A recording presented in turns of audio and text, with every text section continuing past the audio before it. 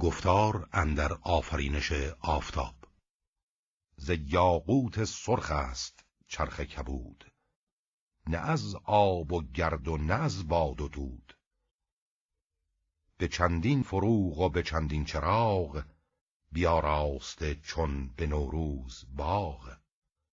روان اندرو گوهر دلفروز، کزو روشنایی گرفته است روز. ز خاور برآید سوی باختر، نباشد از این یک روش راست‌تر. ایا آن که تو آفتابی همی، چه بودت که بر من نتابی همی؟ در آفرینش ماه.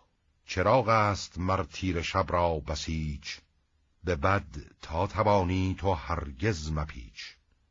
چو 30 روز گردش به پیمایدا، شود تیره گیتی بدو روشنا. پدید آید آنگاه باریک و زرد، چو پشت کسی کو غم عشق خورد.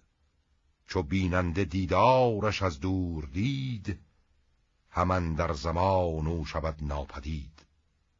دگر شب نمایش کند بیشتر، تو را روشنایی دهد بیشتر.